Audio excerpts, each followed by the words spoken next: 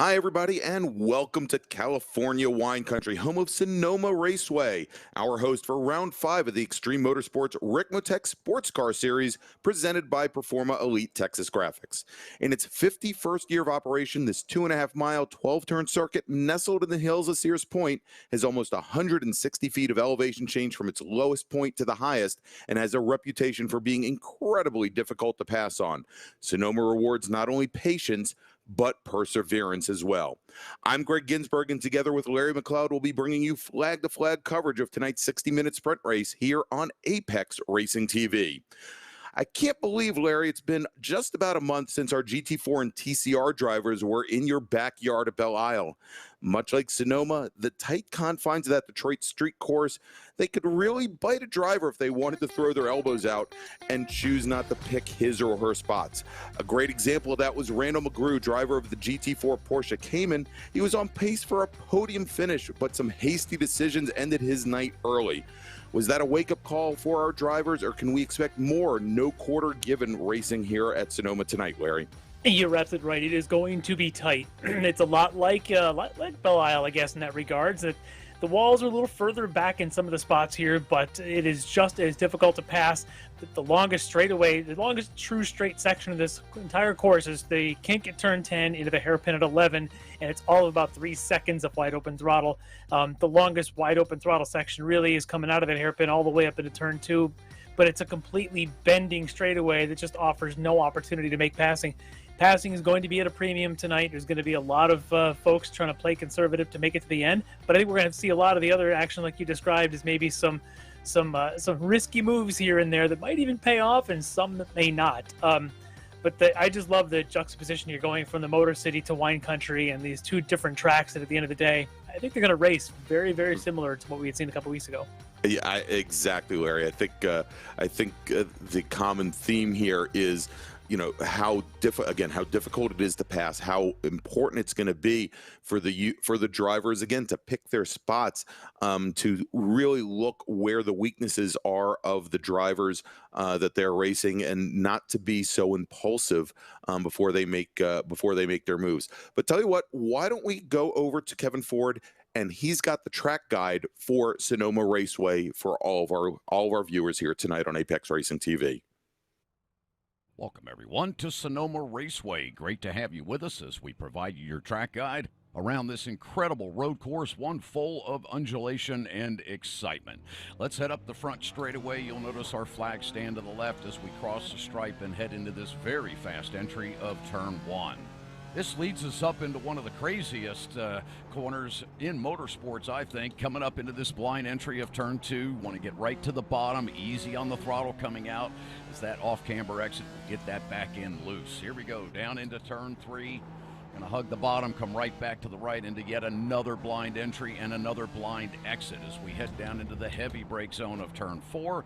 Get that car to rotate early, come right off the exit, back into third gear, and now down into Turn 5. Up over the blind crest here into a downhill left, which is an off-camber exit as well. Get that early rotation, come right back to throttle, get up through the gears, let that car track out, as this is going to lead you into one of the most overtaking opportunities really here at Sonoma, is coming down into Turn 7 here. This is a double right-hander. Take the first corner a little bit wide, come right back to the bottom for Turn 2, or I should say the second half of Turn 7. Now down into the S's of 8A and B. Out of 8, get a good fast entry out of this blind exit up over the crest of the hill. This will take us down into Turn 9, and then back ultimately into Turn 10. Right back to throttle, track out wide, a little bit too wide there, and then down into the entry of Turn 11. A very difficult, tight hairpin, probably the slowest corner on the course, back to throttle, and then up towards the front straightaway here, exiting Turn 12, and there you go. There's your track guide for this incredibly fast and fun course, Sonoma Raceway. And there you go. That is one lap around Sonoma Raceway out in wine country. And, Larry, Kevin was talking, though, the one thing that stuck out is almost immediately as he started his lap, he talked about how crazy the run from turn 1 to turn 2 is here. And it is about 120 feet of elevation. When we talked about the track being 160 feet of elevation from its lowest point to its highest point, again, most of it is just right there in that turn. And one of the things about Sonoma is it just never stops undulating. You are always seemingly either rising or dropping, going on camber or off camber.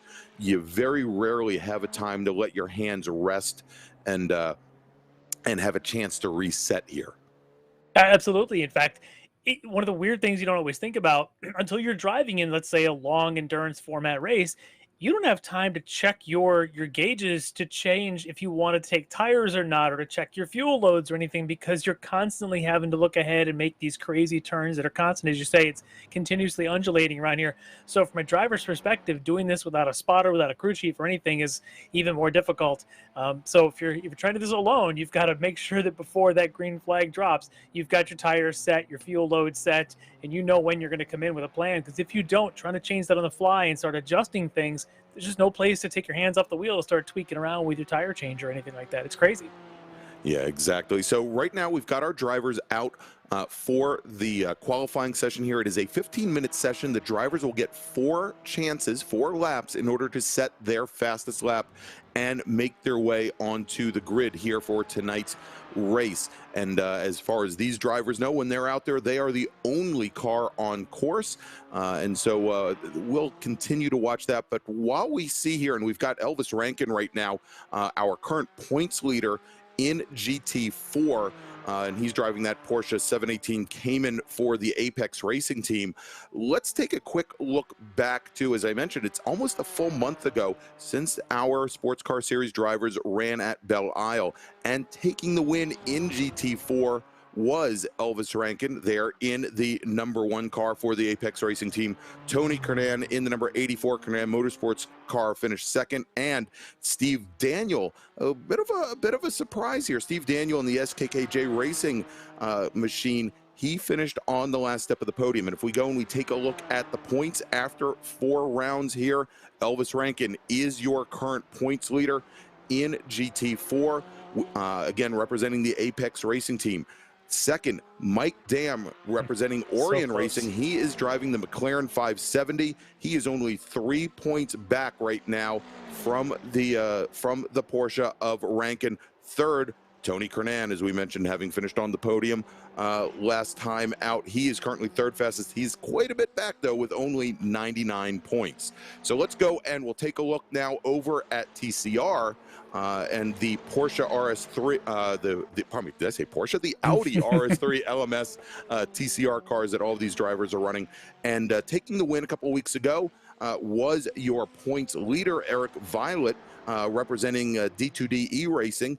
And we then had John Allen, who for the majority of the race at Belle Isle had been running in 3rd place until, as we mentioned, we had a couple changes. And actually, I believe Andrew List, who was running up towards the front with Violet and Allen, actually had a bit of a mistake a couple laps to go in that race. John Allen finished second. Austin Knight in the Knight Motorsports car, he took the last step on the podium, and I think we talked to Austin we afterwards. Did, yes. He was a bit surprised to find himself on the podium there in TCR. So let's go. We'll take a look at the points real quick after 4 rounds, where Eric Violet from D2D E-Racing, he is currently your points leader, and it is an all D2D E-Racing lineup here at the top 3, and they're all very closely matched. Brandon Whitworth in the number 42 car, he is only 1 point back from Violet at the moment. Andrew List in the number 61 car, about 10 points back from there at 104 points. And then John Allen, who we just talked about in the Defined Auto Works machine, he's currently running 4th in the points, really far back at this point, only 87 points in the tally right now. So he's got to do a little work here to get up to those D2D E-Racing folks and see about taking the championship in TCR. Yeah, you're absolutely right, though, but Alan really needing to kind of get on his game and get a good finish here. He's been in the mix, it seems, every week, and then suddenly something happens and he kind of misses out on his chances. But the battle with Violet, Whitworth, and List right in there as well is extremely tight. And we're at that point of the season now, as we've kind of turned to the second half here, where if you've already got some wins or some good finishes in the books, now you're just trying to perfect on those, maybe get another good finish here. But if you're Allen, you're almost desperate. You really need this. You need a win here, essentially, to have a shot at this thing going into as we start the second half of the season. If you can't, and you're facing the last 3 rounds, and you haven't gotten on the board of the win yet, and drivers like Violet and Whitworth have got multiple wins, it's going to be an uphill climb for you. I think Violet and Whitworth are certainly just need to be conservative tonight, just stay in the mix and don't have to be fighting up until the end. Of course, though, we know how the D2D drivers are. They'll fight, claw and tooth and nail all the way right up to the end, as clean as they can be. But yeah, I think it's always interesting to watch a points battle play out when you've got a couple of drivers really at the top that are tight and one that's just on the outside that needs to get a good finish.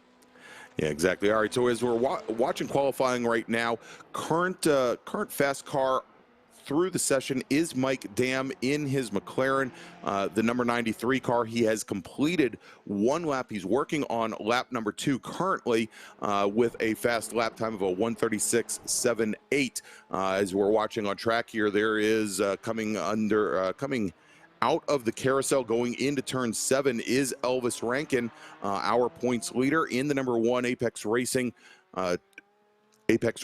team. Porsche Cayman with currently a fast lap of a 1:36.86. So only only 8 hundredths of a second off of Mike Dam currently. Then we've got Robert Hartley, 3rd fastest already with 2 laps in the books. So interesting there about Mike Dam's time at 36.7. It's great time he's got in the books already, just there on his, I think that was probably his 2nd flyer.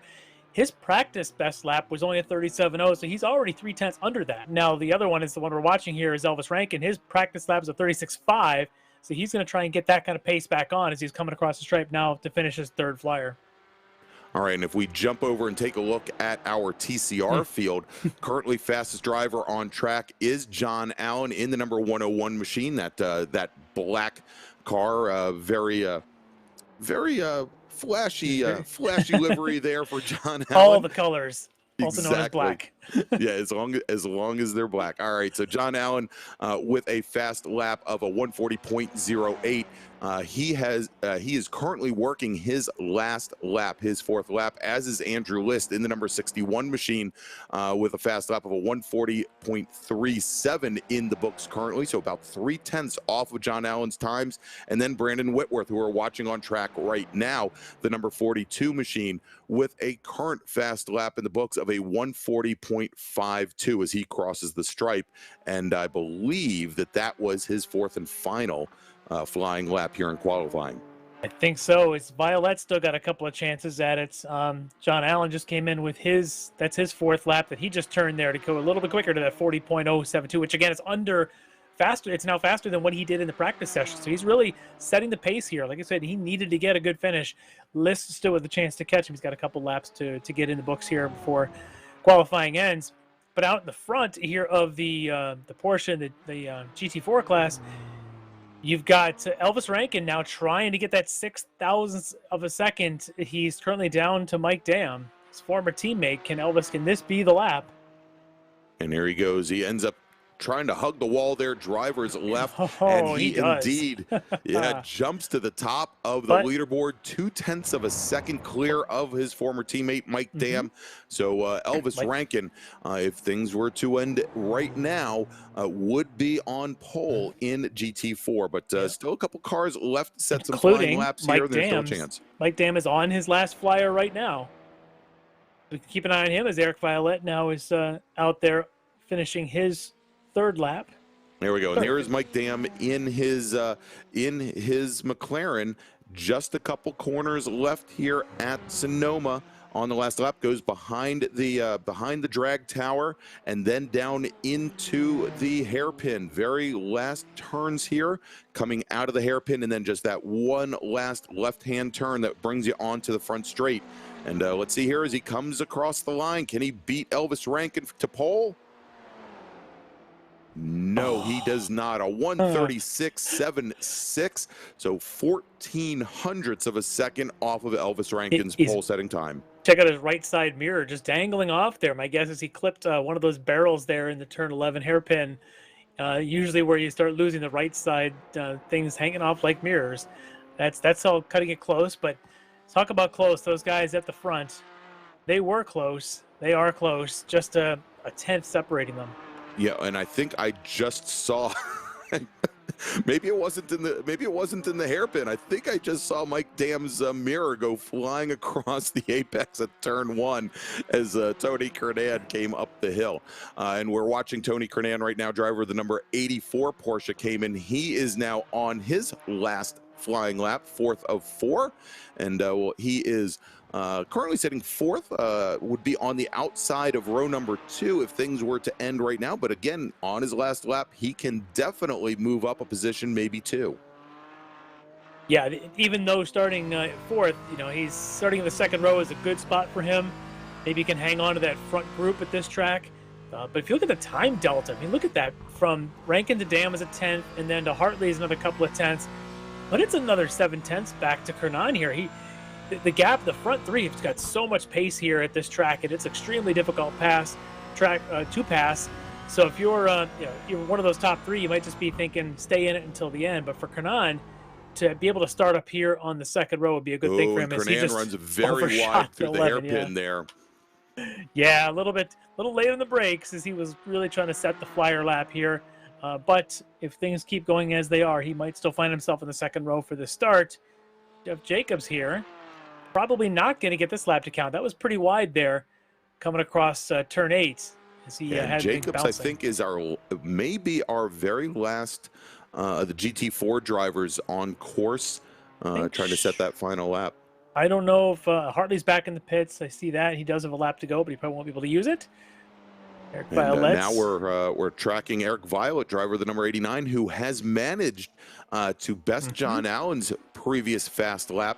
He is sitting on a 140.1, probably a 140.03 versus John Allen's 140.07. So 0.04 of a second separating those two drivers as Violet now comes down into the hairpin. This is his 4th flying lap. Yeah, so close. He's already got it, but why not try and put a little bit more daylight between he and John Allen? But talk about close racing. That's how this is going to be. Look at those top 4 in the class covering a half a second. There you go. And Violet does not improve, but again, already had the pole. You see him flashing the headlights there in that D2D iRacing Audi RS3, and he will be your pole sitter in TCR. That might be it for who was all out on the track. Yeah, the only other driver I'm showing is that was still on track was Tony Kernan, but he had already set his fast lap, and here we go with the Andre Saunders car. Yeah, he's got his laps complete, but taking advantage of a little extra practice time. May as well. He's got the John Allen School of Paint Schemes going. Basic black matches everything. It's slimming and quite fetching, yes.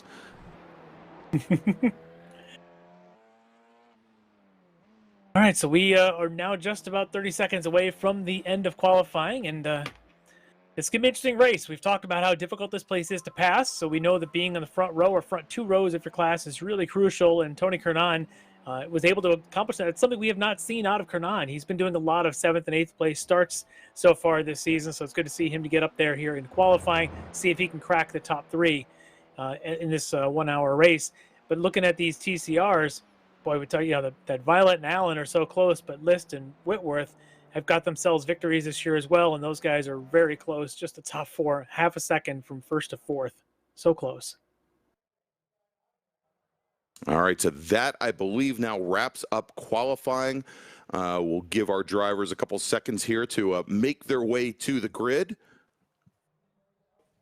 And we will be going racing here for 60 minutes of action from the Ricmotech Sportscar Series here in just a moment. Larry, why don't we run down the grid? All right, so on the GT4 class, on pole, Elvis Rankin edges out his former teammate Mike Dam by just over a 10th of a second. So the Apex Racing Elvis Rankin and the Orion Racing Mike Dam on that front row. Row 2 on the inside is going to be Robert Hartley out of the Orion Racing team. And on the outside, we've talked about him a little bit tonight, Tony Kernan of the Kernan Motorsports. He'll be another one of our Porsche GT4s.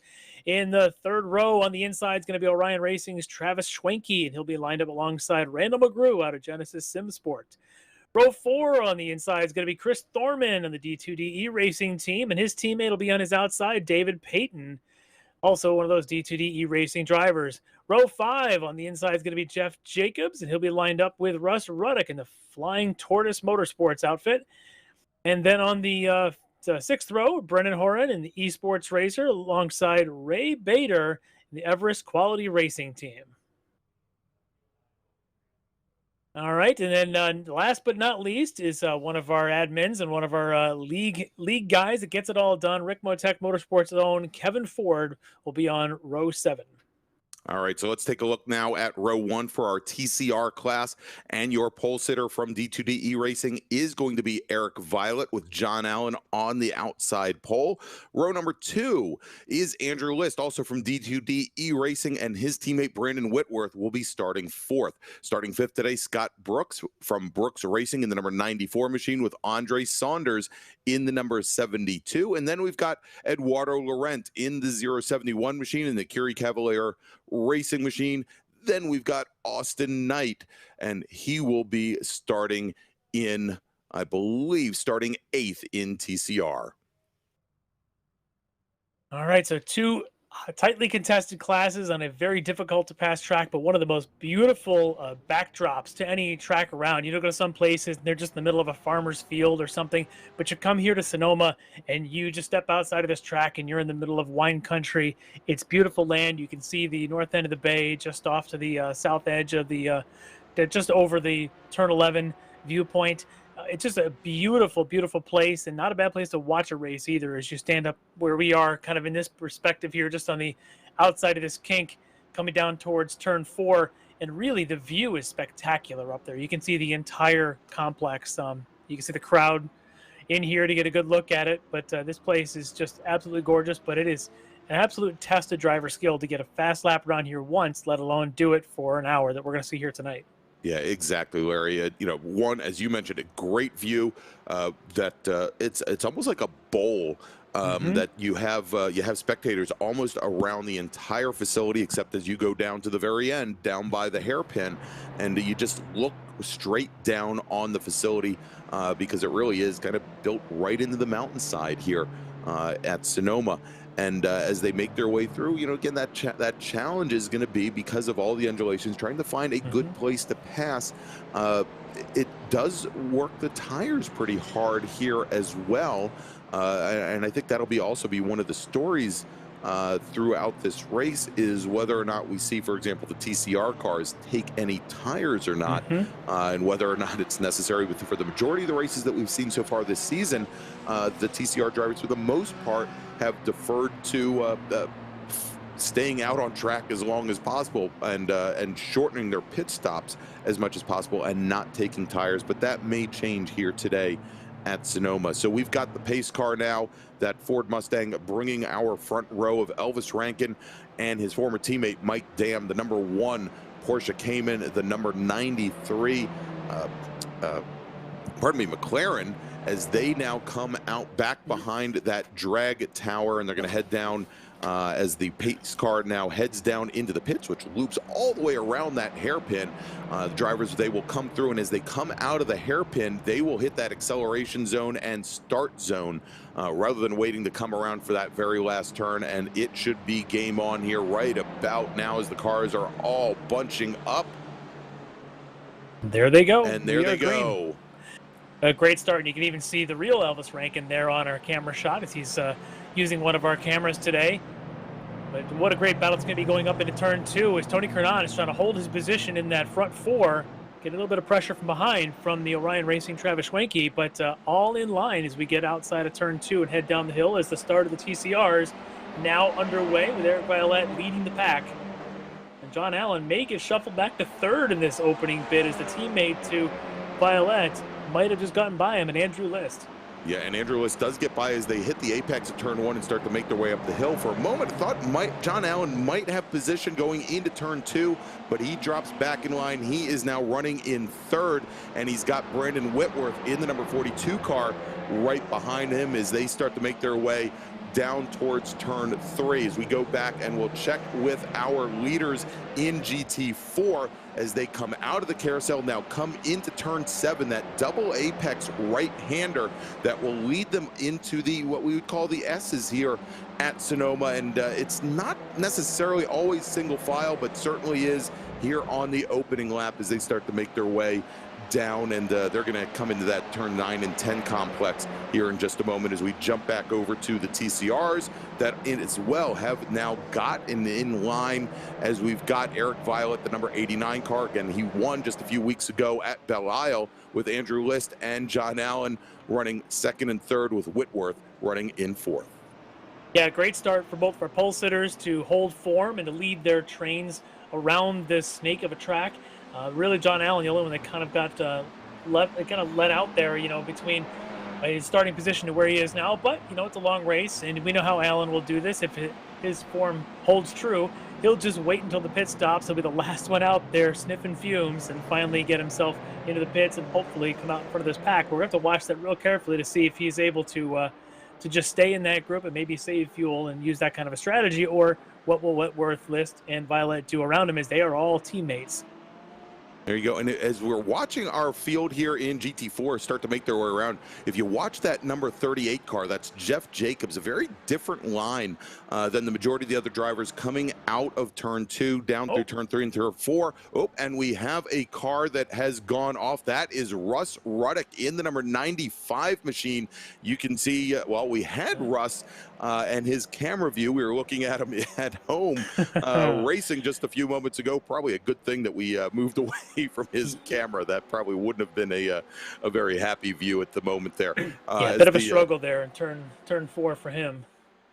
Yeah, so, you know, we were talking here a second ago about Jeff Jacobs in the white number 38 car. Very different lines at the top end of the course, and it looked as though Thorman right ahead of him already getting very defensive. As we talk about now the battle for a second with the two teammates, with the two McLarens, Mike Dam and Robert Hartley, coming through the hairpin to complete lap number 2. And as they seem to be getting a little racy, Elvis Rankin already starting to open up a gap over the rest of the GT4 field. Let's get to replay there, as we can see coming down in through that treacherous downhill with the wide run. Ruddock gets himself out there and ends up all the way to the inside. No contact with anybody. Lucky for him, as you can see there on the camera shot down below, but not happy with again, then he gets kind of gets stuck in the ravine here and has to wait for the TCRs to go by. So it's an unfortunate loss of time and track position for Russ. Yeah, just dropped the wheel in the copious amount of dirt here that we have at Sonoma Raceway. Not a lot of grass, well, we'll talk about what happens to the grass around around Sonoma a little later. But yeah, you know, Larry, of course, I'd have to bring that up. Northern California, there's a lot of uses for that grass, including feeding the local livestock that you seem to be a big fan of around the track. We'll get to that later. Leaders, of course. All right, so let's jump back online here with our leaders in TCR. We're looking out the back of our leader, Eric Violet, with Andrew List right behind as they now start to make their way. It looks like coming down into the carousel.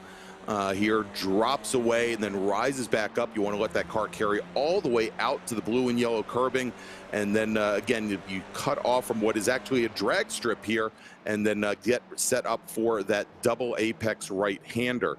And as we do, we've got the two teammates at the front of the field, and you know, looks at least through that section that maybe List has a little bit more pace. You can kind of see that he's trying to see around Eric Violet at the moment here. Yeah, he may have at least coming around through the entry and exit of 7, he might have had a little bit more pace, but Violet seems to be just fine, as Brennan Horan has some troubles early, as we see him down in the pits. That is not good for Brennan Horan. As our leader now in the field, Elvis Rankin.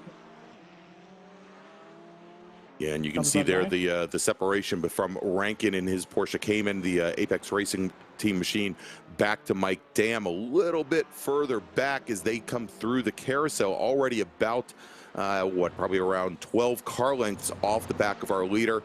here very early in this race. Now, if you remember, Larry, you know, it was just a few race weekends ago where these McLarens had just been added to the iRacing platform, and these drivers were really trying to find, find their way. A lot of the drivers had done some, had really very little time to do some initial testing in these chassis, and they were maybe a little bit off pace. Just a little bit when we were at Canadian Tire Motorsports Park for round number 3, but it looks like, as you can see here, that the McLaren drivers have definitely got those cars up to speed. Yeah, and you had a couple of things that happened back then. Not only did the McLaren come into play, you also had the issues where the BMW essentially became outpaced. There's been an update to it that didn't quite work well for a lot of these leagues like this that can go open setup and stuff. So that car, essentially, the only one running tonight is Mr. Bader.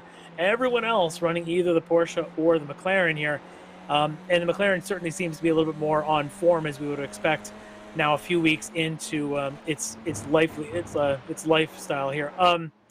But there's also here within the Ricmotech series, they do a little bit of their own balance of performance, and they have just a little bit of a horsepower adjustment, but the bigger difference seems to be a little bit of weight added to the Porsche to try and offset some of maybe its advantage it might have had here against that McLaren. So seems to be close, although Elvis Rankin making it look like the Porsche is just the dominant car, but I think a lot of that has to do with young man Elvis at the wheel. Yeah, exactly. And his own abilities around this absolute perfect driver's track.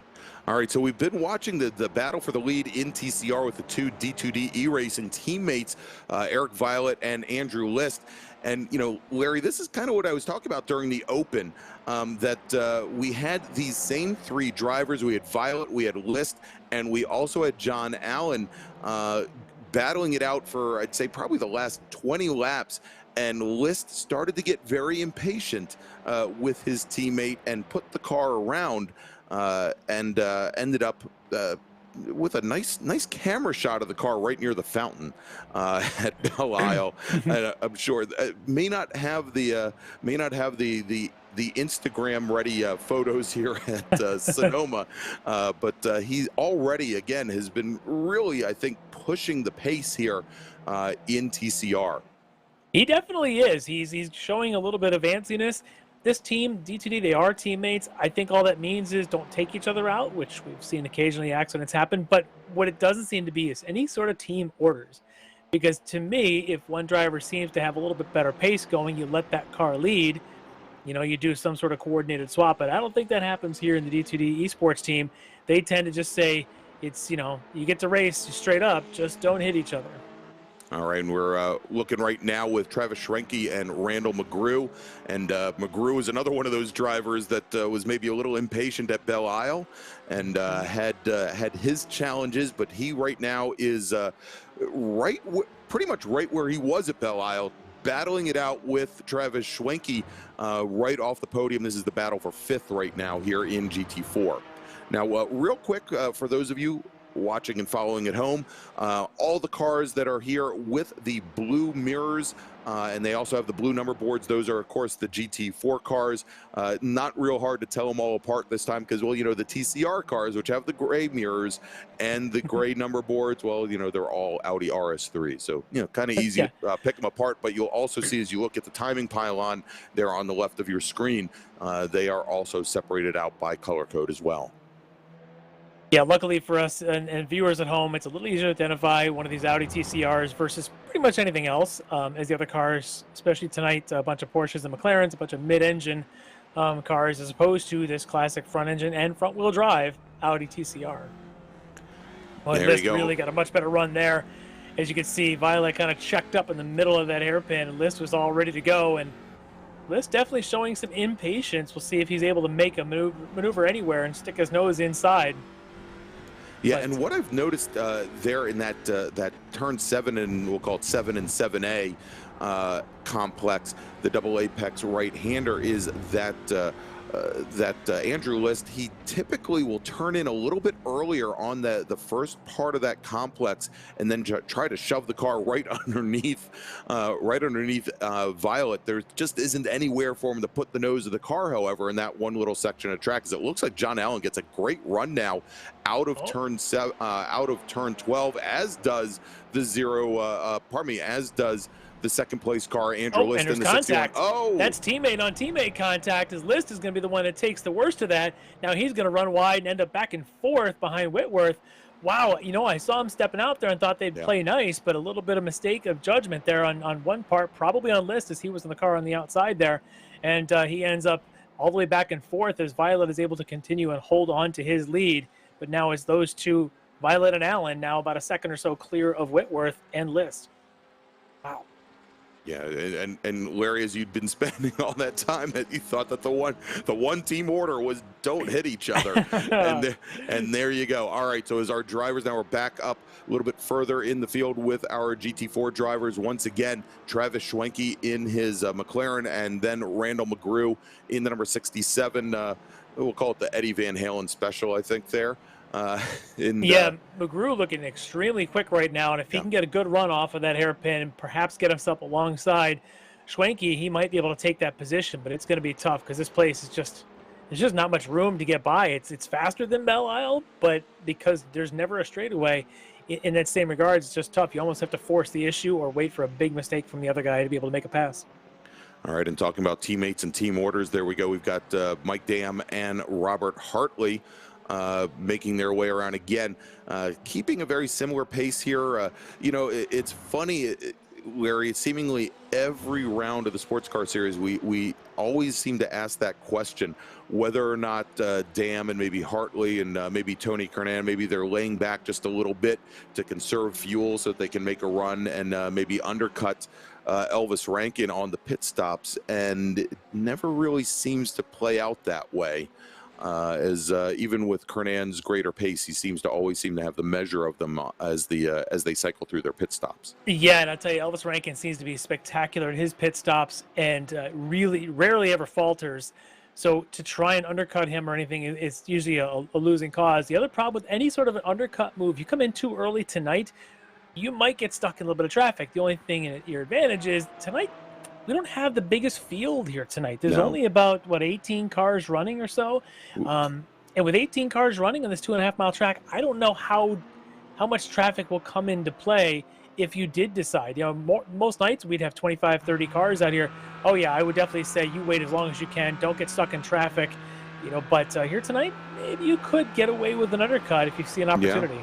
Yeah, a lot of possibilities here for open track if you get it timed just right. All right, so let's jump back over to the battle for the lead here in TCR as we are tracking with Eric Violet in his machine here, and then we've got John Allen, so the 89 and the 101 machine. And John Allen, you can see now, has kind of filled the role of Andrew List and has gotten right up to the back of Violet's rear bumper here as they come along. And then, but the thing we've seen, Larry, of course, is, and I don't think Sonoma Raceway makes it any easier, getting a pass done in TCR with these very similarly equipped cars has shown to be a bit of a challenge.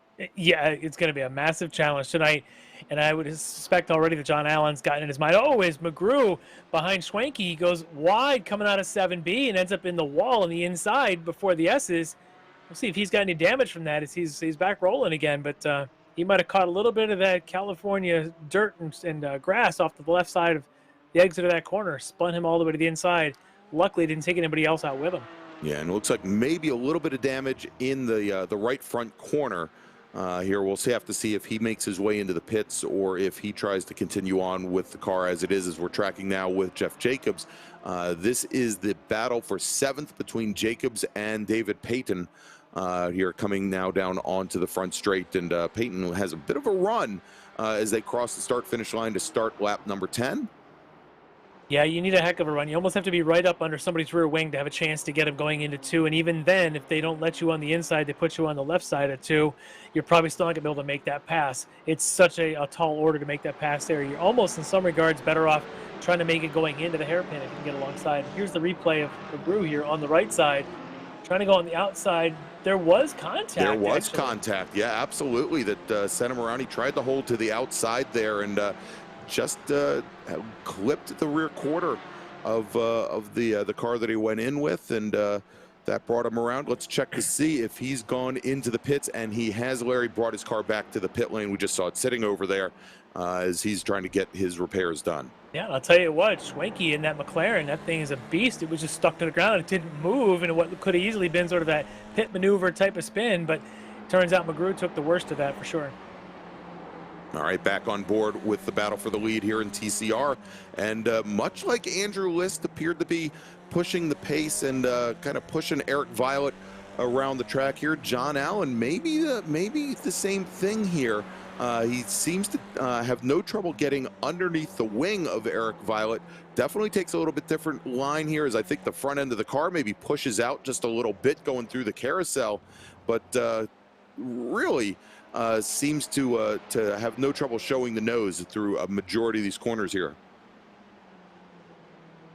Yeah, it's one of those things where you can see him going through 6 and to try and get him a little bit off his game a little bit. You can kind of see how he takes slightly different lines through some of these corners. We got a good view out the back of Violet's car, looking at the front of John Allen.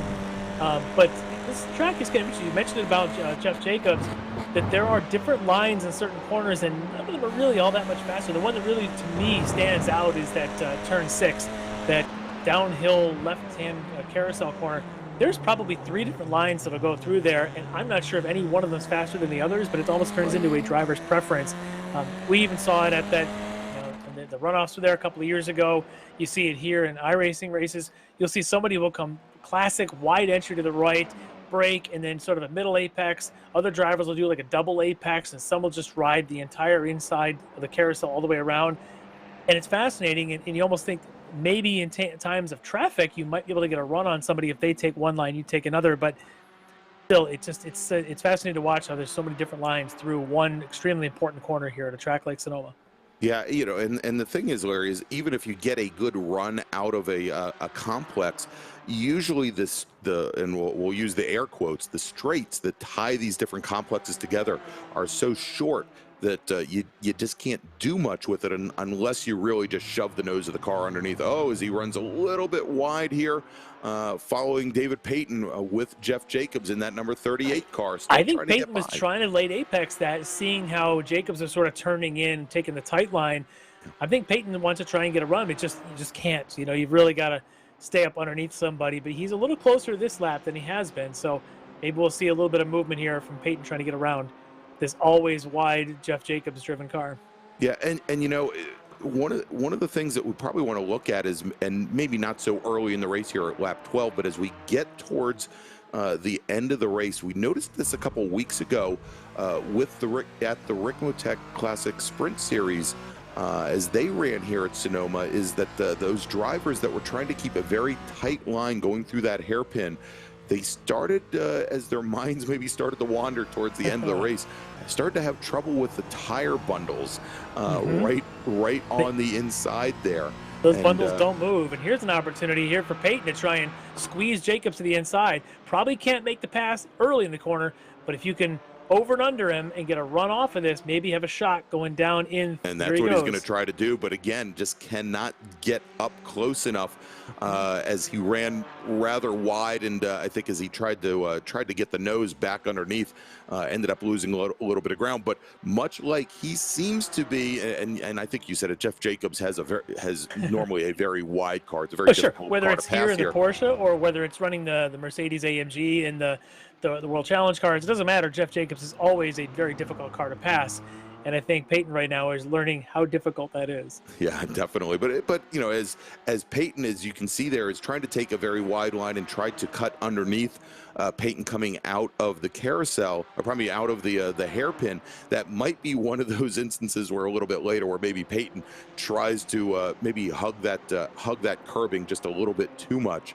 Again, I think maybe his mind start to wander a little bit later in the race. As we jump back over towards the battle for the lead in TCR, once again with Eric Violet in the number 89 machine and John Allen in the number 101 as they come now down and through turn 10 and past that drag strip tower, probably the longest straightaway that you have here at Sonoma Raceway. Yeah, it totally is. But unfortunately, because it's got a big, kink leading into it, that's a high-speed corner, there's just not much opportunity to pass unless somebody really messes up that kink and get themselves all squirrely going into that hairpin.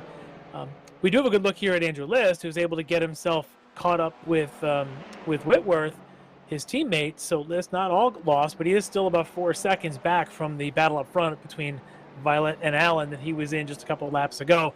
List may try and dispose of Mr. Whitworth here shortly so he can get on with trying to catch up to those front two, but I'm just not sure that Brandon's going to make this very easy on him. No, and of course you can see the GT4 car sitting right back there behind him with really nowhere to go, and I believe it's Ray Bader back there. Yeah.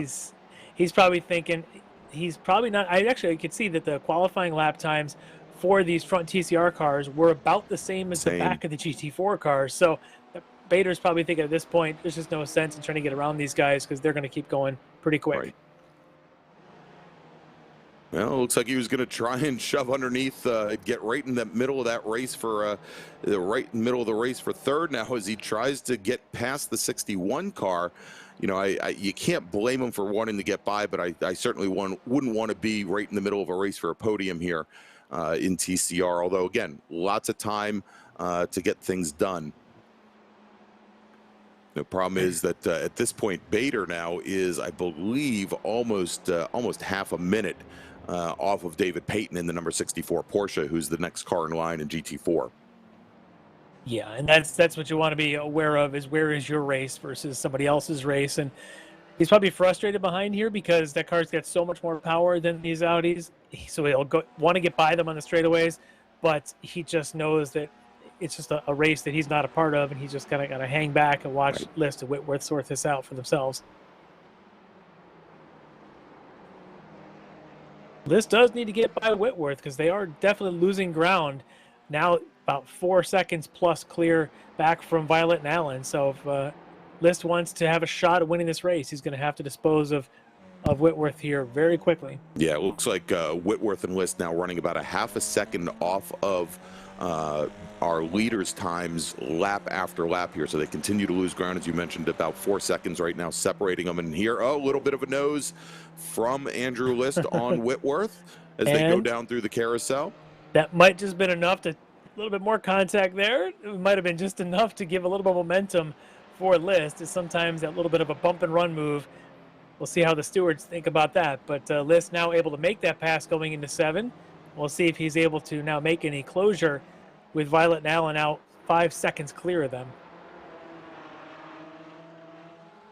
All right, we jump back to the battle that we've been checking in on periodically between Jeff Jacobs and David Payton in the 38, both of them driving the Porsche Caymans, and Payton still trying to figure some way around Mr. Jacobs, and just cannot seem to find the room. As you mentioned, Jeff Jacobs seems to make that Cayman maybe a little bit wider, and we saw this as the race opened, that he was taking, and again, I wouldn't call them non-traditional lines, but you could see that he might have already been driving a bit of a defensive race. Now, the strange thing here is, and maybe not so strange, but even with this battle that's going on between Jacobs and Payton, they really haven't lost the scent of Chris Thorman in the number 60 car.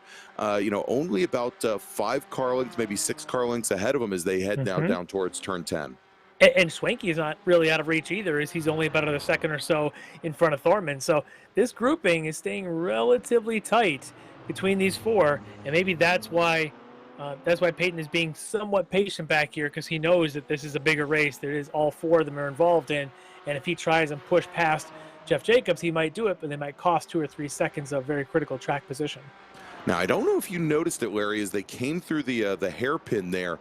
But looked as though Thorman had the mirror hanging down on that passenger side door, that he might have had a little bit of a wall rub somewhere along the way, or maybe another car. So we'll certainly want to watch that and see perhaps one of the reasons why Jacobs and Payton have been able to keep up with him is he just hasn't been running the cleanest of laps. May have been, and but hey, you take whatever advantage comes your way. If you're Jacobs or Payton or anybody else back there in that train, if you see a little bit of a, you see that weak gazelle up there, you're going to want to pounce and see if you can take it on. But this battle hasn't really gone anywhere. And the one we're watching now is John Allen keeping up with Eric Violette. Is all they've done is pull further and further away from Andrew List and Brandon Whitworth back there in third and fourth.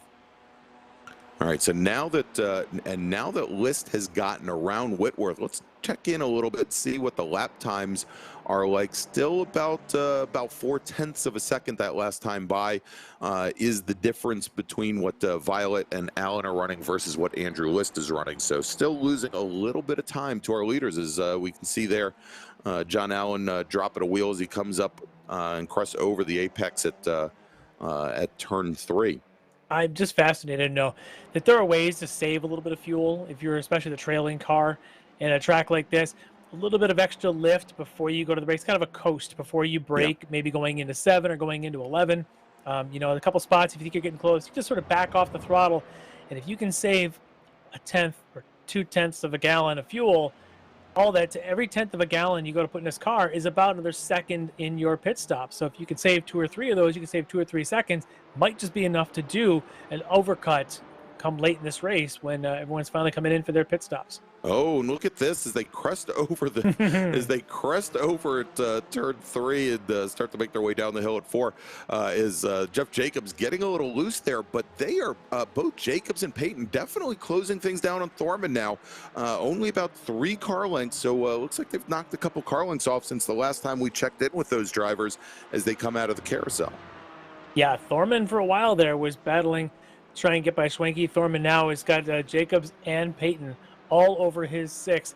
He's going to really have to stop looking at his mirrors and start driving ahead because Jeff Jacobs, while he's been pretty good at job of defending off of Payton behind him, Jacobs has definitely done the work to catch up to Thorman.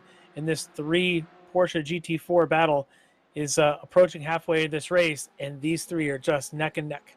And remember, as he must stop looking in his mirror, singular, Larry, as they now come. He's running out of mirrors to look out of. Exactly. Well, I think he still has the one in the interior. All right.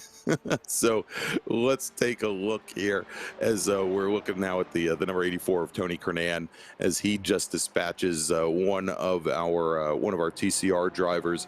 That was. Not sure who that was, but we're now finally up, and we haven't talked about him much because we haven't had to. He really opened up a huge advantage here as the race started, as he makes his way down into the carousel, and you can see how that just falls away from you there. As long as you can get into the groove, though, you can really carry a lot of speed out. There is Elvis Rankin in the Apex Racing entry, our current leader with both Dam and Hartley. There's our second place runner, Mike Dam. Now almost, I'd say about 3 seconds back. Yeah, Elvis Rankin's done a great job of just almost running qualifying laps now for the last 28 minutes or so. Mike Dam doing everything he can to try and keep Rankin within view, and it's just not working out. Hartley for a while was running nose to tail with Dam. Even Hartley now is about 2.5 seconds behind Dam. Those guys are really starting to spread out. What this is showing is the longer this race goes on, the cream is rising to the crop, cream right at the top, and the fast guys are putting down their times more consistently than some of the other folks, and that's what you're seeing here as it looks like pit stops are underway as you see Andrew List coming in, but the one I was going to say is exactly right there. Mike Dam and teammate Robert Hartley both are coming in now to try and do a bit of an undercut to Elvis Rankin, see if they can make this work, see how quickly they can make their stops. Yeah, and they are just now within the pit window here. We figured that these cars, the GT4 cars for the most part, could probably run about 21 laps or so on a full tank of gas. And with the pace that they're running right now, I'd say probably somewhere around a 36, 37 lap race for the GT4 cars. So somewhat towards the tail end of that pit window. This will be interesting. See who comes out here in front with Dam and Hartley. Remember that pit lane? It seems like it's 2 miles long because you enter before turn 11. You have to go all the way around the outside of 11. Then you hit the slowdown point. And you're essentially having to drive through 2 different pit lanes to finally get to your pit box. See who's got the patience to work that out. Dam and Hartley Dam does make it back out first. We'll check on that status in just a minute. But the other one to keep an eye on was Andrew Lists. So we saw him have his struggles there early with the contact with teammate Violet there going into turn 2 earlier on. List came in for the early stop here in the Audi TCRs. It did appear he took some tires on. I don't know if he just took the fronts or if he took all 4. We'll see where he comes out trying to do the undercut here in the TCR Audis. Yeah, and so we were talking about in the GT4 cars, how they could get about 20-some laps, about 21 laps on a tank of fuel. The TCR cars, much better fuel economy, can get maybe 26, 27 laps on a fuel fill here. And now we see coming down the pit lane, it's Brandon Whitworth in the number 42 machine. And he's going to go and we'll see if he takes fuel or tires as well. But again, you can get about 27 laps out of the TCR cars.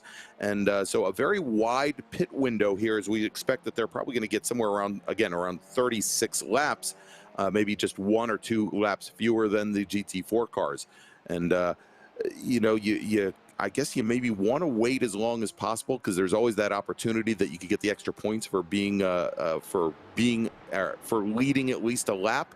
But we can see right now drivers starting to come in fairly early in that pit window in TCR. Well, so far there's only 2 drivers that are earning that leading a lap point, and that's the same guy that started on pole for each class, with Eric Violet and of course Elvis Rankin still holding form here at the front of each of their respective classes. Not choosing to pit as early, watching everyone else pit. They're going to hold out as long as they can. So I'm kind of keeping an eye out of, we see Brandon Whitworth came out ahead of Andrew List, so that's interesting as they went into the pits in the opposite positions. Also noting here in TCR, John Allen seems to have lost the pace here at some point and fallen back a little bit. So he's just outside of draft range, trying to work his way back in. Didn't quite see if he made a mistake somewhere. Easy to do with some of these tall curves around here, but we'll keep an eye on that as Elvis Rankin, race overall leader, comes in and it slides through that you can turn. see as he's trying to get that car hauled down so he doesn't go over the pit speed limit there. And he is now bringing the car down, and he's got to come around that corner there and head on over to his pit boxes. We're just, as you can see here, a little bit over halfway through this 60-minute race, with our leader, Elvis Rankin, coming into the pit box. Well, Larry, now that we've got Rankin coming into the pit box, might be a very good time here to take a very quick break, pay some of our sponsors, and we'll come back here and check out the rest of the action. You are watching the Extreme Motorsports Ricmotech Sportscar Series live from Sonoma Raceway, and we'll be back in just a few moments. Ricmotech high-performance sim racing equipment. Whether you're just looking to have fun, train for race day, or become a serious esports competitor, Ricmotech has you covered. Hundreds of name brand parts. Support from experts that love sim racing. Trusted by the pros. There's only one place to go, Ricmotech.com.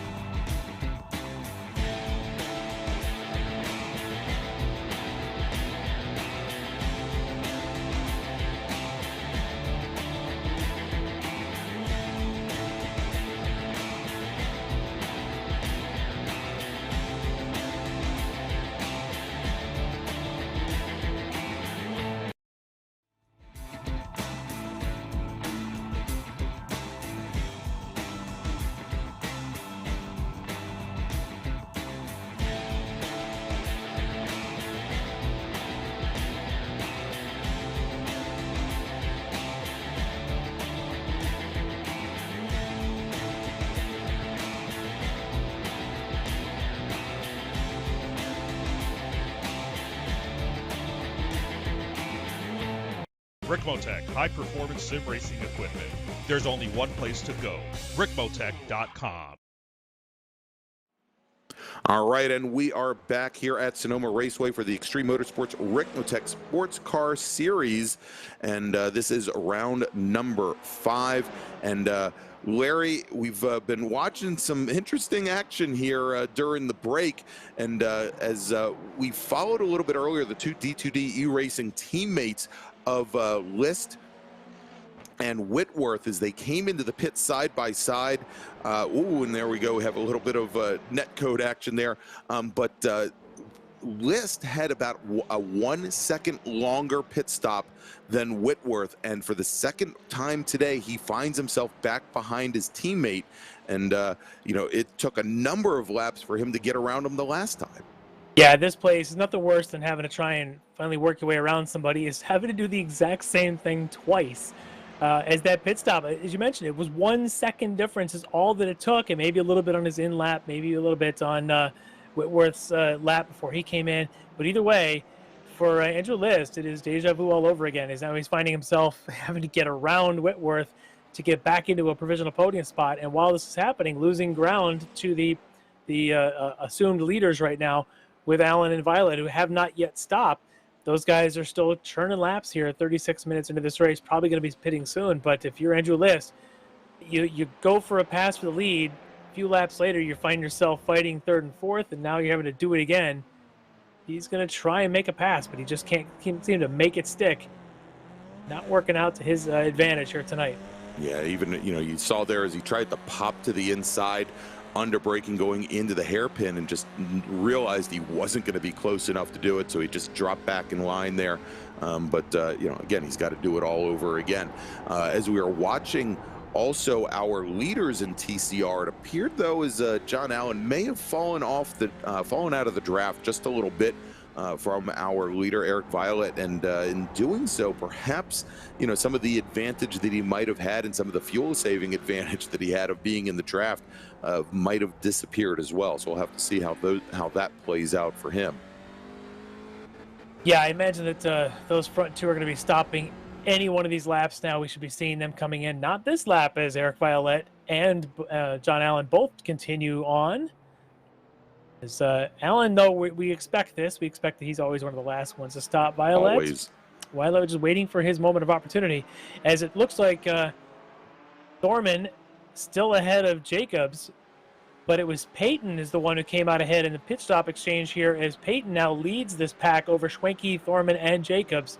Same four, different order we had seen just about 10 minutes ago. Yeah, and that's the big one, that, you know, as Peyton had been back behind Jeff Jacobs for so long, not only did he leapfrog Jeff Jacobs and Chris Thorman, but actually managed to make his way around Travis Schwenke as well, who had been running in 5th. So, you know, move Peyton up a number of positions there just in the pit stop cycle. Yeah, great opportunity there for Peyton to be able to get that done. You're always looking at maybe making one jump for position during your pit exchange. You don't expect 3. So for Peyton, I mean, talk about a job well done in the pits there for his crew to come out 3 spots ahead of where he started. And now if you're Schwenke, you're saying, how did this happen? I thought I had 2 or 3 seconds clear of these guys. Now he's got to get that big wide McLaren around that Porsche Cayman somewhere in the next 20 minutes if he wants to get that spot back. All right, and here we have Hartley now right in the middle of that TCR battle with the two teammates here, and he just seemingly cannot find his way clear. He actually, I guess 2 laps ago, he had made his way clear of the number 42 car, Whitworth, but now he finds himself sandwiched once again between Whitworth and List. Yeah, I don't know if that was Hartley before or Mike Dan before, but it does seem like the same thing happening over and over again tonight, as these Orion McLarens are just having a tough time to get through. And that's the pace that these TCR cars have around this track. It is definitely a kind of a equalizing type of track. It's not a real horsepower place, so those lighter TCR cars have an opportunity to at least keep up through most of the places here with these McLarens and Porsches. All right, and this is where we saw the other McLaren get by before coming out of the carousel and making the run down to 7. And he's going to show the nose, but I don't think he's close enough this time by. Not quite. It is just so tough, but he's going to stick his nose in here and try to keep Peyton off of his line. And maybe he can get a bit of a run going down towards 10, but I've had that move made on me going into 10. It's not a fun one. No. It's awfully uncomfortable. But if you can make it work, you've got to be just right underneath somebody's tail. It happened to me when I was driving a Miata here, not driving one of these Caymans and McLarens. But if you're going to try and make it move into 10, you've pretty much got to be somebody's shadow coming out of 7 all the way in. So tough. Yeah, and you can see a little bit of oversteer there from. I don't think Mr. Payton took on tires in his stop based on that slide right there, and that's just going to put more wear in those tires. That Schwenke is just licking his chops here, thinking, all right, well, those tires are probably still a little warm here. A couple turns later, maybe I can make my move. He is right there. Yeah. Yeah, that came in looking awfully loose in one of the places where you wouldn't expect it to be. I mean, that hairpin, slowest corner on the course, but you know, you could just see where he was able to break the rear end there loose, and I'm sure it's not going to be a very happy car even coming around here through with these very long periods where you're really loading up the tires, like down through the carousel. Yeah, some tracks, you know, we talk about places like Road America or Watkins Glen. Yeah, your classic American road courses where you've got these long straightaways, and you've got a lot of corners in those places. Tires take some abuse, but you have these straightaways to essentially let them cool. You don't have that here at Sonoma. I mean, it's not the hottest atmospheric temperatures. I think today, what are we looking at right now? We're ambient is about 73, 74, and the track temps were right about 100 degrees. Right, not the hottest conditions, but because the tires never have a chance to cool, this place is just abusive on them. And it really does put a bit of a burn into them.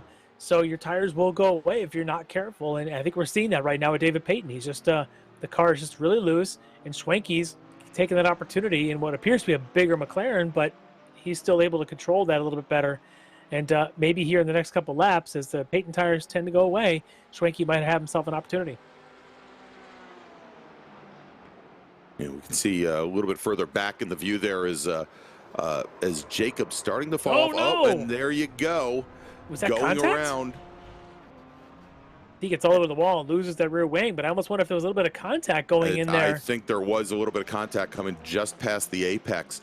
Hopefully we can go back and take a look at that. Yeah, that was tough. Here we go. Let's take a look at the replay as they come through turn 1 and start to make their way up the hill. And I wonder if Payton gets a bit of a slide here and loses his momentum.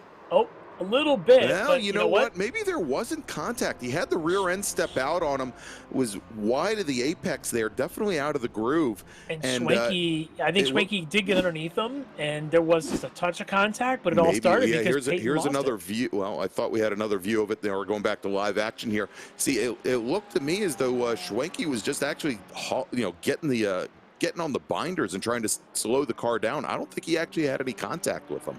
I think it was just the rear end of the car walking out on yeah, it may have been Payton. Yeah, it may have been. Looks like the stewards are going to take a look at that and see if there's anything to see. They've got a lot more angles than what we were able to see there, but it's going to be tough. To me, it looked like Payton may have just kind of lost it going into the corner, lost his momentum, and when you're running that close, you're judging that someone's going to get a faster run through the apex, and when it didn't, it kind of left Schwenke a little bit caught off guard. And frankly, if you are the trailing driver, it is technically your responsibility to watch for that, but don't be surprised if we see a drive-through penalty or something issued just because it was that contact. But you never know. Could have been a racing incident. All right, we're back with that battle between the two D2D e-racing machines of Whitworth and List, and the battle for the last step on the podium here in TCR. And Andrew List perpetually trying to find his way around around his teammate, and just can't seem to get it done. And almost as a common a sight is one of the GT4 drivers trying to sneak past this battle. Yeah, and I think Tony Cernon's trying to as best he can to at least get between them. But if you're List, you were hoping to get this pass over with before this happened. Now maybe his best shot is to try and follow Tony Cernon through if he can. But yeah, and you use him as a a bit of not a battering ram, but be able to follow him through, get caught in the draft, and yeah, exactly. All right, so it looks like here that Payton's going to go ahead and let Schwenke on by. Haven't seen a ruling yet on that incident yet, but we'll get back to that in a little bit. Yeah, and I would suspect, Larry, that without the rear wing, he may not have had much choice in the matter. Yeah. Here, I will have to see if he's going to bring that car into the pits. I would suspect that as loose as that car had become, it's quite a bit more so now, especially in some of these steady state corners. Yep. So up here, it looks as though Kernan was able to dispatch of our third and fourth place runners here in TCR, leaving Mr. Whitworth and List back to do their battle on their own. List now is still running out of opportunities now. 15 minutes left in this race. He's running out of opportunities. He's been staring at the back of his teammate's car for probably about 40 of the 45 minutes here. Yes, for the majority of the race here, yeah. So it's he's certainly getting used to it. If he hasn't picked his spot where he's going to do it by now, he's probably not going to, because he's seen every angle and every corner for the last number of laps. All right, real quick, Larry, as we are just about 15 minutes away from the checkered flag, let's quickly run down the order here for the two classes. Sitting in the overall lead right now in the number 1 Apex Racing TV machine is Elvis Rankin.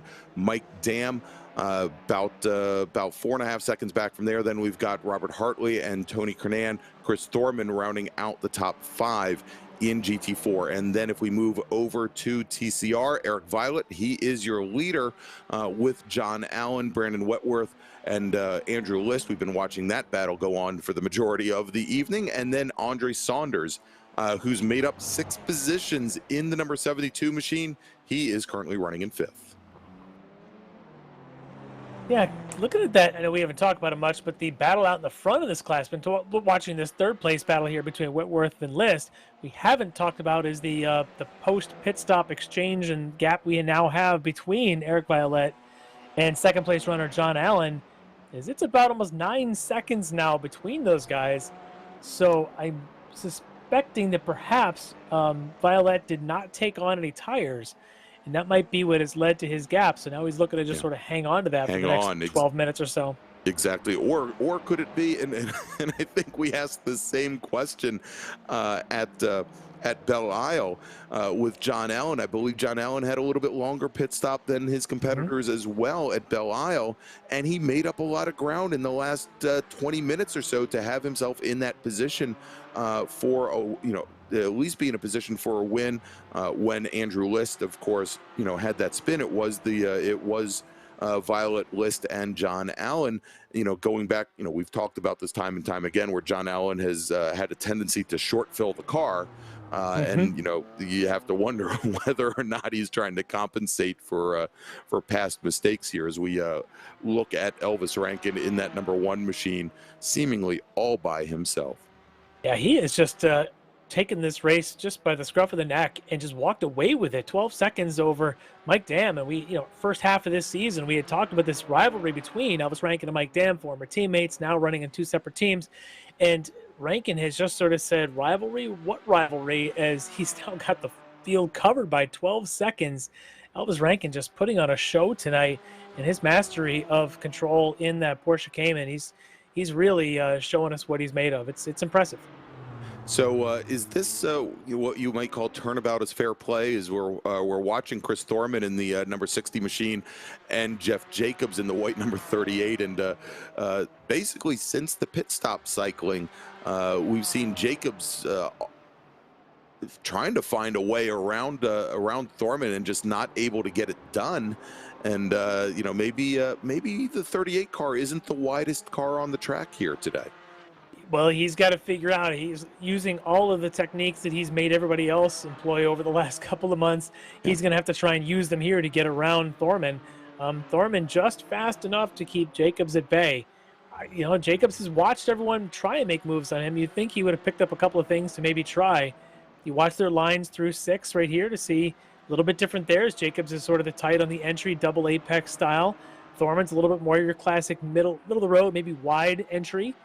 But at the end of the day, they're still 2 car lengths apart, going through the short stretch up to 7. Yeah, no difference on the run out of the carousel there into 7.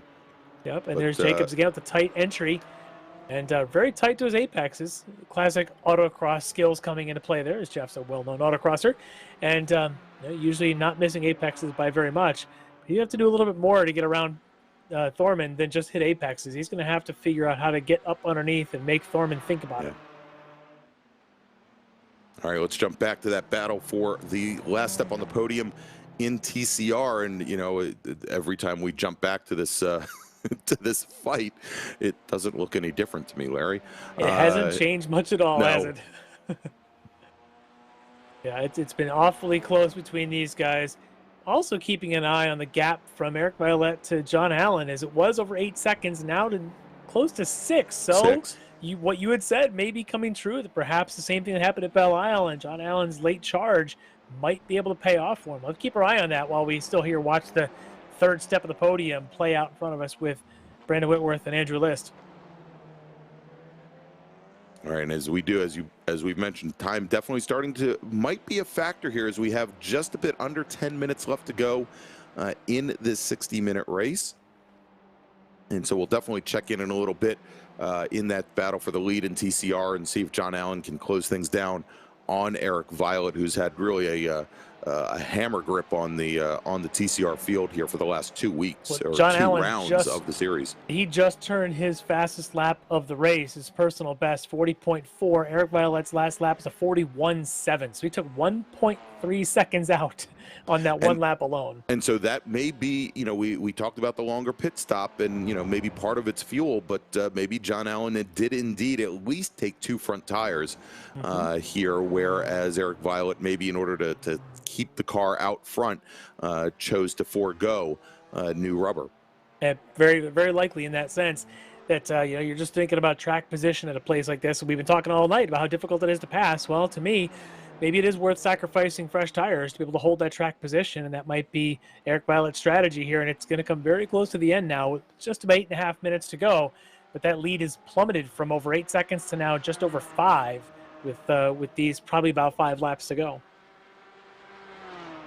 All right, as we jump back now to the battle, this is the battle for 5th in GT4 with Thorman and Jacobs once again. And Larry, you know, I'm kind of seeing here from the rear end of Thorman's car, much like I saw with David Patton, the back end of the car starting to get not very loose, but a little loose.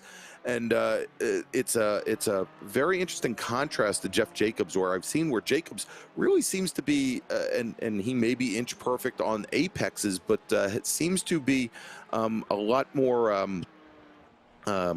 busy at the wheel, I think, moving that car around a lot. And yet the car seems to have a little bit more stick of steam. It appears to be a little bit more neutral at this point than Thorman, trying to keep Jacobs back.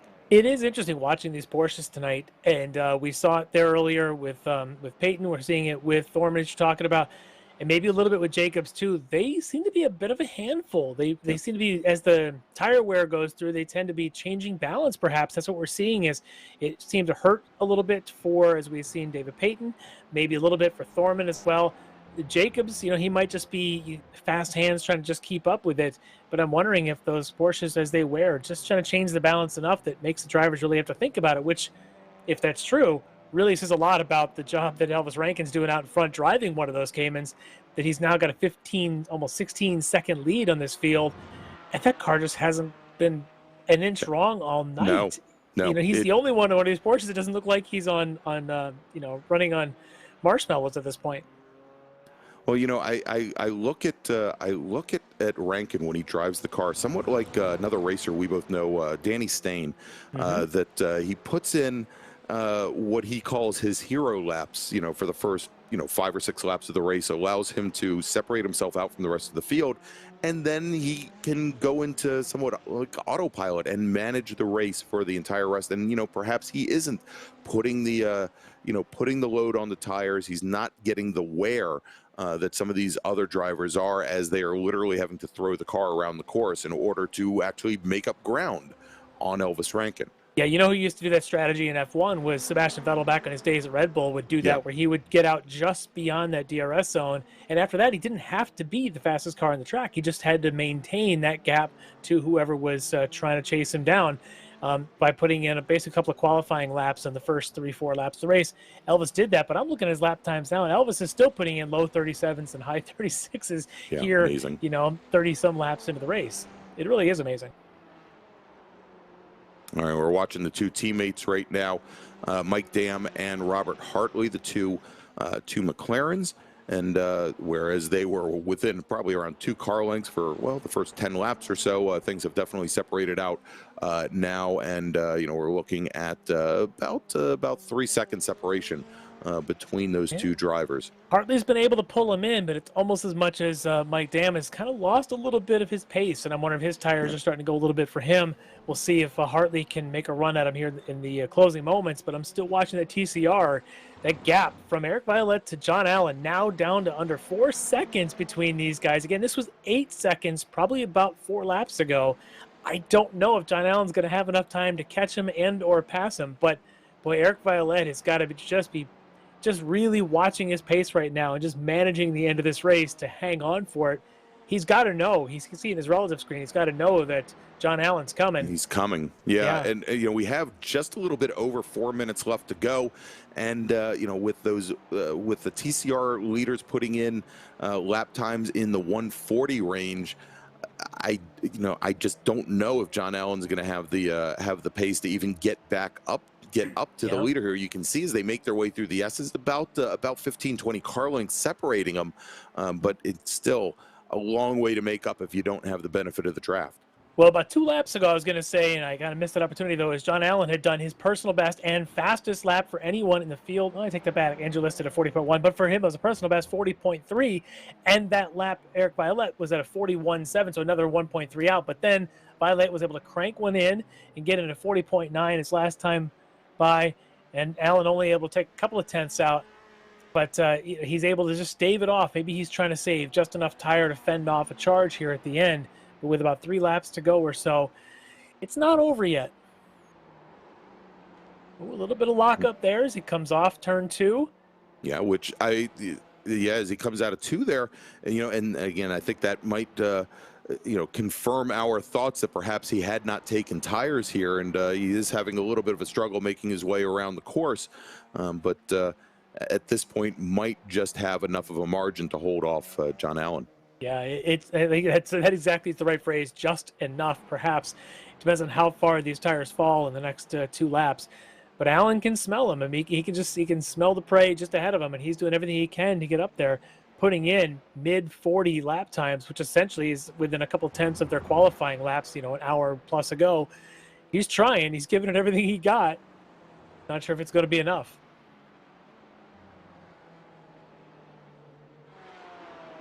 All right, as we jump back to our leader, Elvis Rankin, using, and it's little things like that, Larry. If you watched Elvis Rankin as he came around turn 1, where he actually used a little bit of the apron, the exit of the pit lane, to again, give that car just a couple more inches, allow him to open up that wheel, things that we're not seeing any of the other drivers in GT4 do. And I think it's just those tiny little, I don't want to call them tricks, but it's just the method to his driving that he puts a lot less strain on the equipment here as he makes his way around. As we go back and we can see now in your view, we've got the camera of young Mr. Rankin there at the rig and trying to make his way with probably now, as we're just about a minute and a half from the end of this race, looks like he's got just about 1.5 laps here to go. Yeah, he does seem to be just in control of that car and in control of this race. And you can see, I mean, it's not all absolute on rails out there. He is definitely working hard to keep that thing on that line. But you talk about sections like this entering into turn 10. He's just carrying just enough of that wide entry to make that corner just a little bit softer than somebody who might be a foot to the right. Yeah. Just a fantastic job to maximize the arc, minimize the tire wear, and get this thing to the end with a pretty big victory if he can pull this off over the next 2 laps, we'll call it.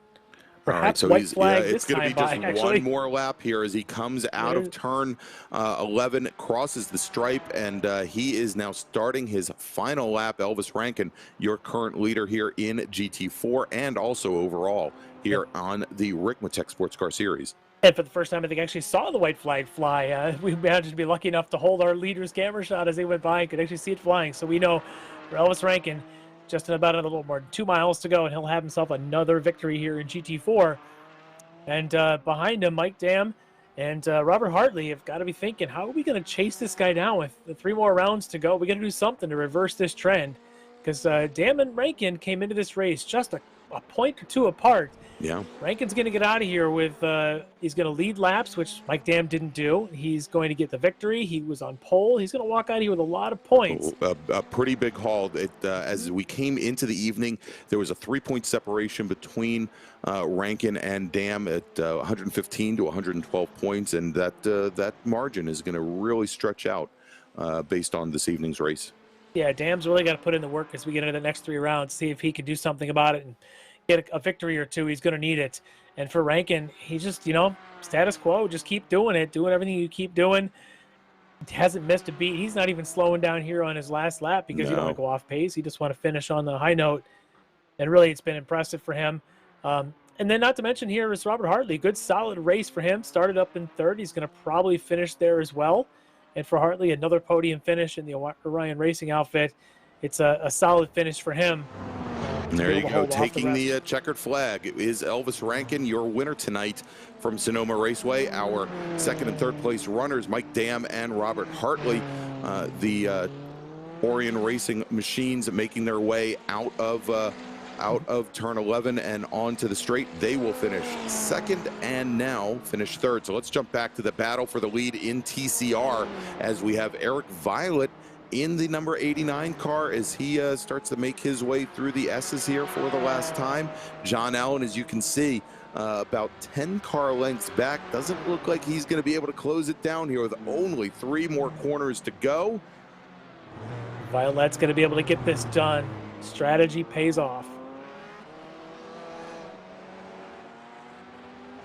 And there he goes, crossing the line, taking the win tonight in TCR. Eric Violet, John Allen will cross the stripe, finishing 3rd.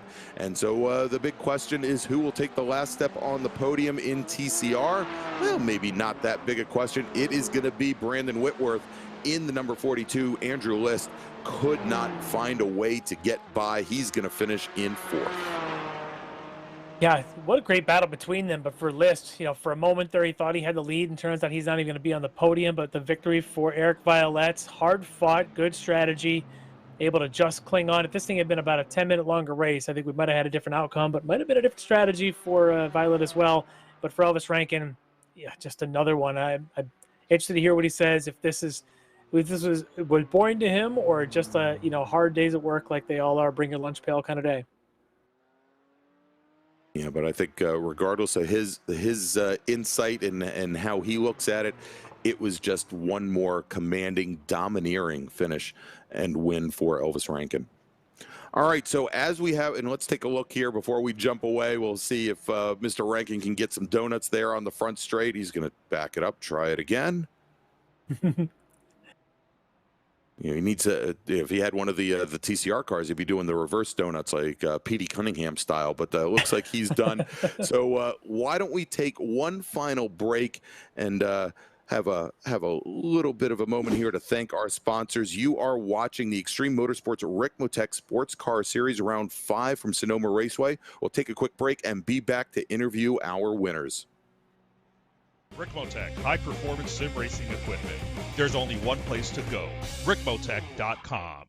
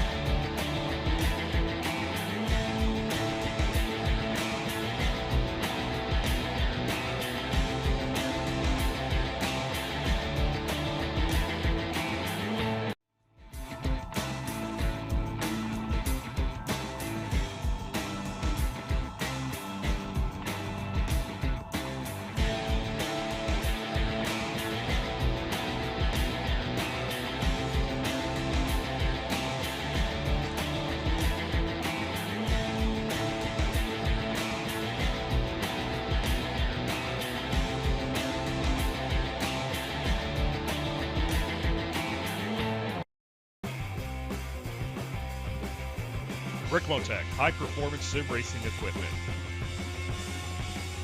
Whether you're just looking to have fun, train for race day, or become a serious esports competitor, Ricmotech has you covered. Hundreds of name brand parts. Support from experts that love sim racing. Trusted by the pros. There's only one place to go, Ricmotech.com.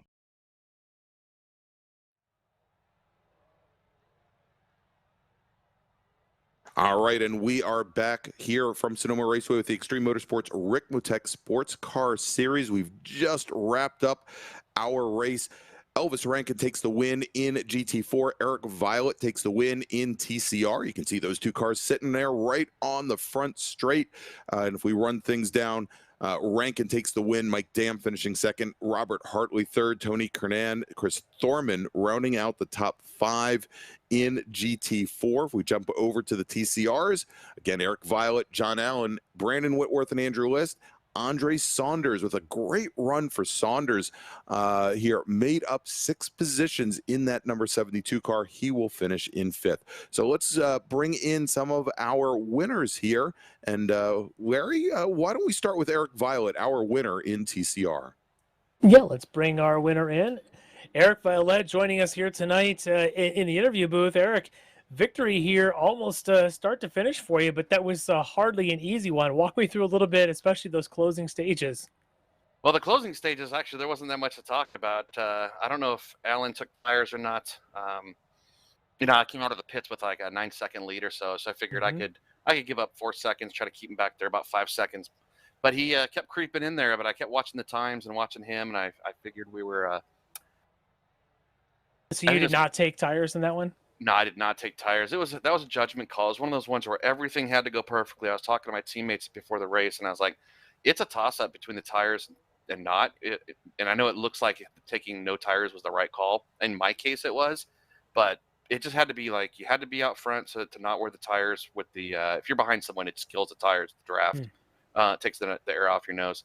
The GT4 traffic, I made sure all of them pitted beforehand. Once they started catching up, I was good. It just had to really fall into line, and then everything just went perfectly. And you had to qualify first to do anything, But Andrew in the beginning was right there. He had a little bit of a buffer between me and John, but he was trying to get by me, and he poked a nose in there. But that wasn't part of my plan. And I think we had some net code. I was asking him if I ran him over or what happened. All I know is the next thing, we were side by side, and then he was off in the dirt. So it didn't look like much at all. Looked like for a moment he was just going to sort of ride that outside through 2, and next thing you know, he's off in the grass and able to continue back behind Brandon. But didn't seem to phase you at all. You just sat there, as you mentioned, with John Allen behind you, wearing his front tires and putting in that race there. So getting another victory here this season. Round 5 out of 8.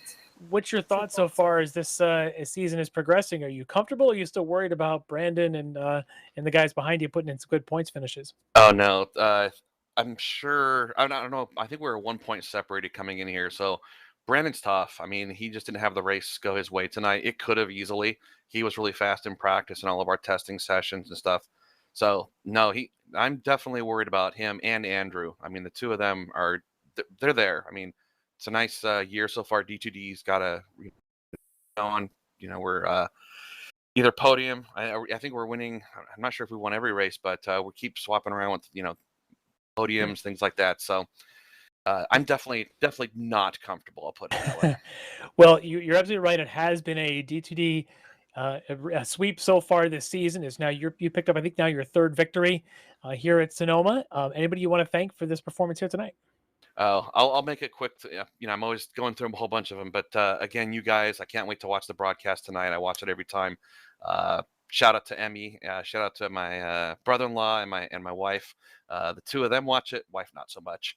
Anyway, Ricmotech, D2D, Pro Forma. It's just I'll just keep it kind of short, but thanks to all you guys making this fun every couple weeks. Well, thank you, Eric Violet, for putting on a good performance here at Sonoma and getting the victory tonight here in the TCR class. So congratulations, and we'll see you next week. All right. Not next week, I don't think. Yeah, that's right. Probably in a couple weeks. So I hope to see you next race, because that means I'm a winner. Thanks, All guys. right. There you go. Thanks. That's Eric Violet, our winner tonight in TCR in the D2D e-racing machine. So, Larry, next, why don't we bring in Elvis Rankin, our winner in GT4. And not only our winner tonight, we actually get to see Elvis Rankin on camera tonight, as I got to see him as he comes across the finish for his victory here, another one of the victories here in GT4. I even saw a little bit of a thumbs up for him as he seemed pretty intense, pretty happy about it. So Elvis, congratulations on. Some people sometimes would say these are boring, but I'm not sure that this was boring or just another lunch pail win for you. Walk me through a little bit of your night tonight. Yeah, it was very kind of, I guess you could say, kind of simple. Just really was trying to just stress building the gap early to Mike, and then kind of take care of those tires and just get ready for the pit stop. And then after the pit stop, just let her eat. And yeah, I was able to manage traffic perfectly tonight. I felt like kind of timed that pit stop just right. I was so much in the zone and having so much fun with this car.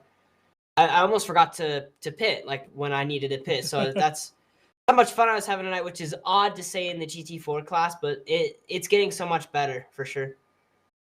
Yeah, and you looked extremely comfortable out there. We kept looking at some of the other drivers in the Caymans where 3/4 of the race, their tires were going off in kind of a funny way, a lot of sliding around. We cut into you a couple times. Yeah, your hands are busy in there, but the car just seemed to be so well controlled. Is that part of your setup? Or are you just putting in that much time practicing to get the car so well set up?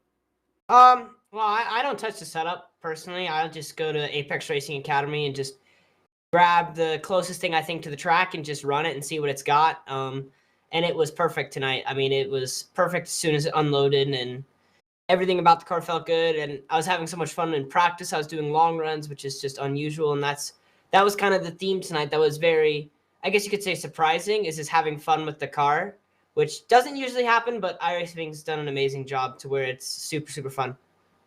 Yeah, absolutely. It looked like I'm glad you're able to have fun out there, all running by yourself. But just for us, it was kind of an awe just to watch that lead continue to grow as you were putting in even some laps in the 36s. With just a handful of laps to go in the race. So very, very impressive performance tonight, and you got a good stranglehold right now with a good points finishing here ahead of your closest rival there, Mike Dam.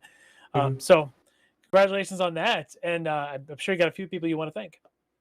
Yeah, for sure. I want to thank Apex Racing Team for picking me up, and it's just been an honor to be on their team for the couple weeks I have been. So nice there, and just thank you to those guys. I want to thank our team sponsors, Simputers.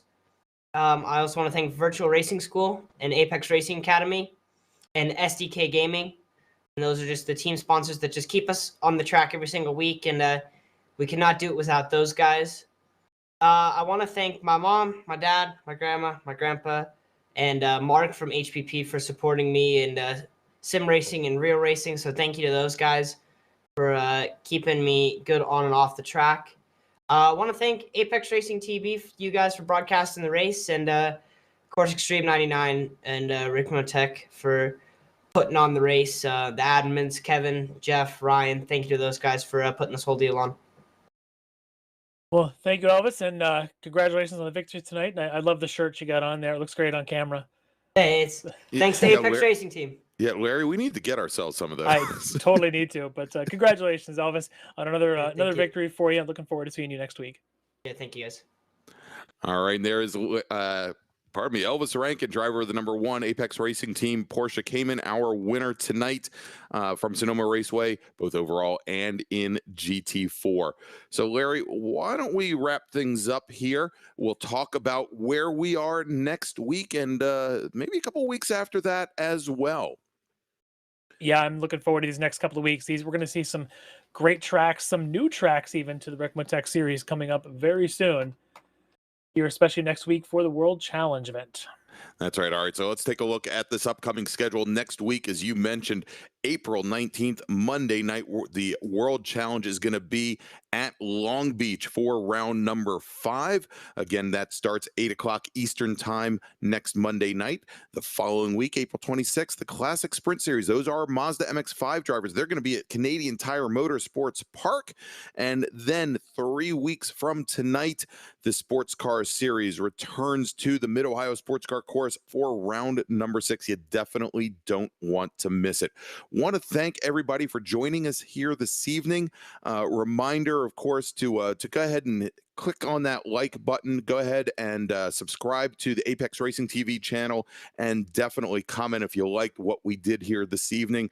Definitely want to thank you for joining us. And of course, you can pick up and find out more about the Extreme Motorsports Ricmotech Sportscar Series if you go to the website, and there it is, www.extrememotorsports99.com, and check out the many different road series that are part of the Ricmotech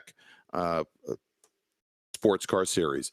Again, I'm Greg Ginsburg. Larry McLeod joining me as always in the booth. Thank you so much for joining us, and we'll see you next week at 8 p.m.